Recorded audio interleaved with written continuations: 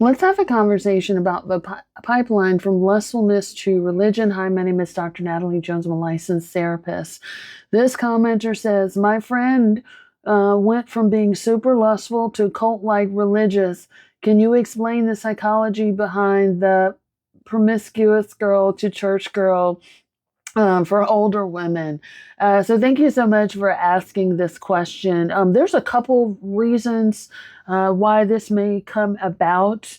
And so I'll just go down the list of what I know. So number one is they could actually start out being super religious, or at least being raised in super religious families. I'm sure all of you guys are familiar with the term like preacher's kids or pastor's kids, or, those types of things. So a lot of times especially if you're raised in like the Bible Belt and things like that, a lot of times those families where children are raised by pastors run a super strict, a super tight, and downright oppressive in some cases program. And so those children were actually raised in the church. Everything was taught about, Bible, Bible, Bible. I mean, everything from going to vacation Bible school to, being in church, several days out of the week, spending summers at church camp, all this other kind of stuff, right? And that's what you were raised by. But after a certain time frame of being oppressed and having church essentially shoved down their throats to the max, you have some kids, teenagers, and etc., who want to break out of that and just want some freedom. Damn, they just want to have some ability to self-express. And so again, as I explained before in the previous video prior to this one, you have kids that have been oppressed for so long and maybe even psychologically abused or had warfare against them when it comes to religion, where they're just like, I'm kind of done with this for now. I just want a taste of freedom. I want to explore my roots. And so I'm going to go crazy. And it's almost like letting a kid loose in the candy store. Like, I'm going to eat everything that I can until I can't eat it anymore, until I'm passed out from my sugar rush. And it's kind of like that. Like, I just need it. I want every person that can be on my body. I want to be on their body.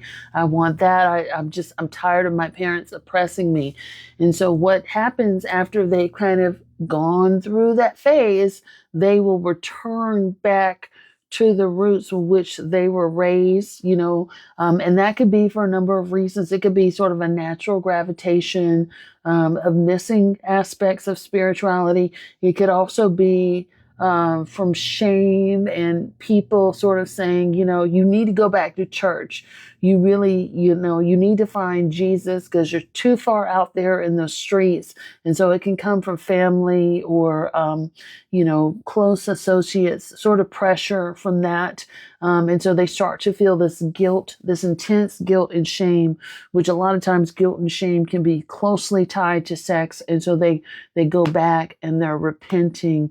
They're asking for forgiveness. They're trying to make things right with themselves because they have been taught to believe that they are such sinners. And the only way that they can make things right with God is to get back on the righteous path with God and fellowship and worship and all of that, and try to, go back to being a decent human being, which is someone who is a follower of Christ or whatever religion you believe in.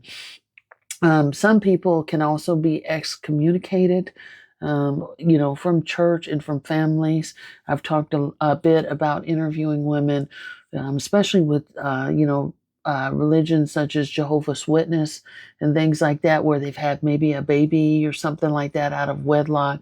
And when women like that are excommunicated from the church, they're pretty much banished from the family too. There may be exceptions, but again, in women that I've worked with, they've been, family has told them, hey, get out of here. You can't be a part of the church. You can't be a part of the family. So, you've been sinning and we don't want any part of that. And so they will, they family will cut them off. Even as a child, I've known 15 and 16-year-olds who've been cut off and put out of the family home because the family is more devoted to Christ and worship than they are to the welfare of their child. And so sometimes in order to get back in, they really have to go through all of the stuff to get back in the good graces of the church before they're accepted back into their family. That's number two. Number three, church can be a mask. There's a lot of narcissistic people that are not lustful. As you guys know, I've talked about this quite a bit. And narcissistic people wear a mask. So a lot of times what they will do is they will wear this mask to the public and pretend to be a good girl, be God-fearing, but that's really not who they are. They sort of cloak themselves under the guise that, hey, I'm a good person, I'm God-fearing, when really they've got some questionable behaviors. A lot of people also find along that same sentiment, they find power in sort of talking to God. So they may feel like, hey, by talking about God, this is a different audience that I can reach, an audience that may be more vulnerable and more likely to follow and more likely to believe, frankly, the BS that I put out there. And so, it's a way, it could be a way of tapping into a different audience. This is something that grifters do as well. When it's not working with their own group of people and people want to make money or they want to profit off of pain or profit off of, a group of people, a lot of times they will turn to church and spirituality because that is deemed by a lot of people to be an audience of people that is more vulnerable to following and believing and following someone blindly, because you follow faith, they perceive you to follow them blindly. So really, they're trying to cloak themselves and appeal to a different audience for money or resources, and whatever they can get and prey upon. But an easy way to tell if they're using that to prey upon, um, some people are better at hiding this than others, but a lot of people who use this almost like a cloak will tend to be condescending, even through God. So they will look at themselves as being godlike and talk down to other people. It's like, you need to do this in the eyes of God, or you're not such and such, you're not worthy because you need to repent yourself in the eyes of God. And so they will take on that abusive stance through religion and God, and view themselves as judge, jury, and executioner. And part of that cloaking, sometimes people can really want to do a do-over. There are people who actually go through the process of change and growth in spirituality. So sometimes, a lot of times, when lustfulness may be a factor, sometimes addiction can also be a factor. And anybody knows anything about addiction, a lot of those people may go through AA and NA, and there's a huge spirituality component through AA and NA. And so as part of that process, people do start attending church more and start reading the Bible along with the big book of Bill.